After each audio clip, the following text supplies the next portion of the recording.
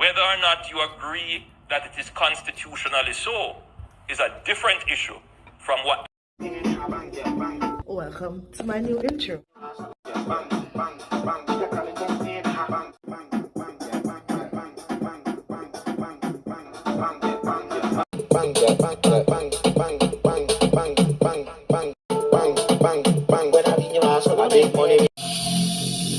Every single day, I'm gonna make something great.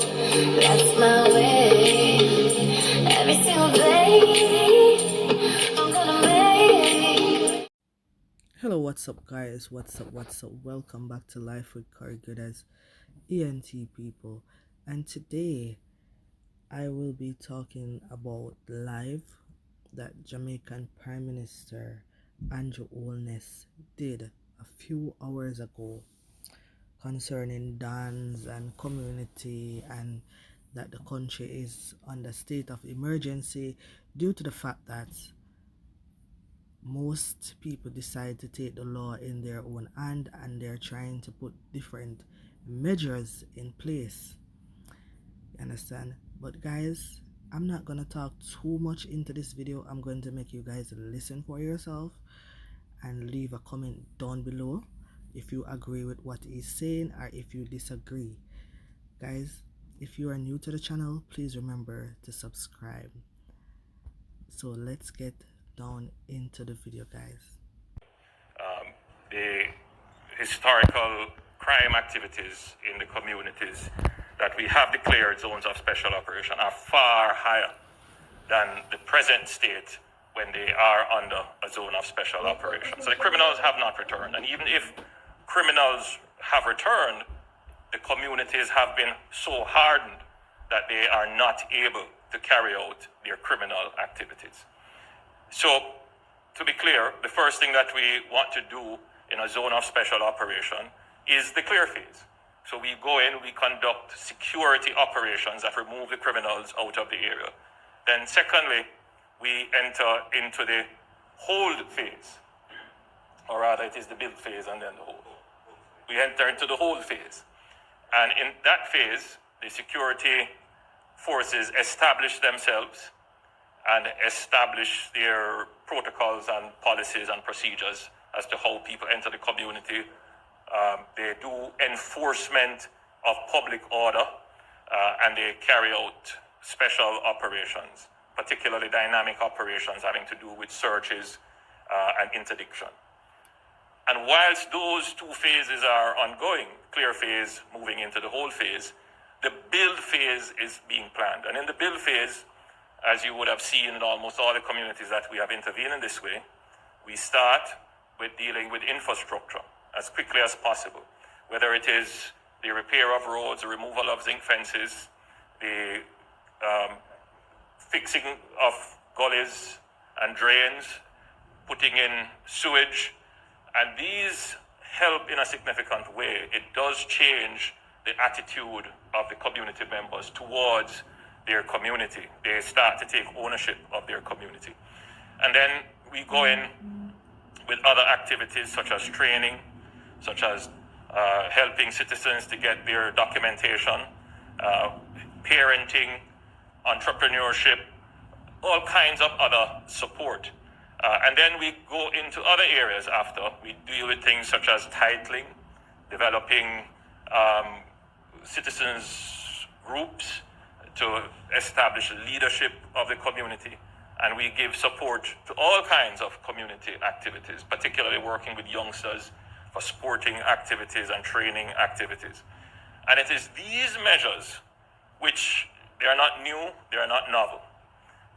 We have always had a strategy of community intervention, but what we have not had, and which is what the zones of special operations give us, it is the working together in a synergistic and coordinated way to have the security forces working in parallel with the social intervention in a targeted way.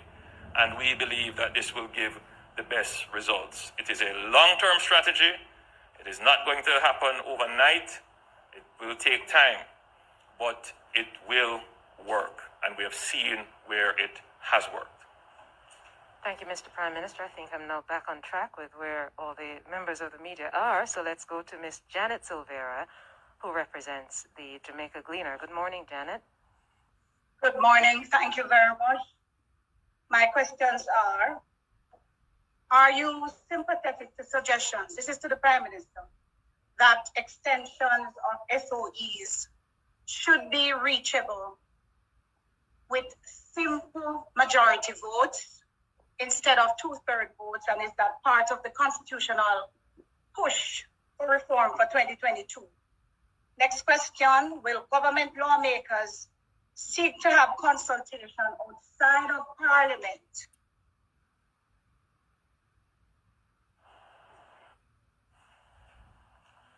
I'm sorry, Janet. Janet, you fell off, but your first question was an excellent question. Do you want to repeat your second?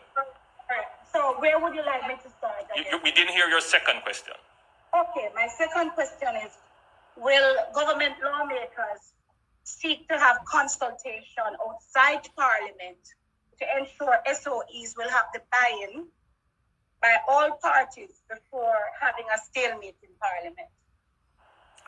Two very good questions, Janet. Let me start with your second question. In the previous iterations of the SOEs, there was consultation, collaboration between the government and the opposition, which saw an agreement that where the murder rate per 100,000 is above a certain number, I believe it was 35, if I'm not mistaken, 32 per 100,000, then the use of the SOEs would be considered reasonable and justified. This is not from a constitutional perspective, just merely from a public policy standpoint and in terms of building public support. You are right. There probably now needs to be a renewed effort at a wider cross-section of social engagement, including the opposition, including other stakeholders, particularly citizens and commercial interests, as to how the government can use this very effective tool to help to curb the murder rate that is affecting everyone. So, short answer to your second question is yes, and that process I intend to engage. Your first question is wrapped up in all kinds of constitutional issues. The AG is here. I'll give her an opportunity to respond to you, but simply to say that we have to take a very sophisticated view of the threats that the nation faces. I've spent a lot of time evaluating the commentary of citizens about our national security. And what is absent from the commentary, from people who should know and people who probably are just ordinary citizens would not know, is that the threats come in all forms. And sometimes the threats come in forms that the public popularly accept. And in that is the danger. The threats are community intervention, but what we have not had, and which is what the zones of special operations give us, it is the working together in a synergistic and coordinated way to have the security forces working, citizens would not know, is that the threats come in all forms. And sometimes the threats come in forms that the public popularly accept. And in that is the danger. The threats are in guns that are widely available, and there is a culture surrounding its use, even its defense. There is a view that it is okay, it is acceptable to have a gun, illegal firearm, to protect yourself. Then there is the acceptance of dons and gangs. There are communities that feel that dons are legitimate to control space, dispense justice, and give benefits. And we say even some points that they have sovereignty.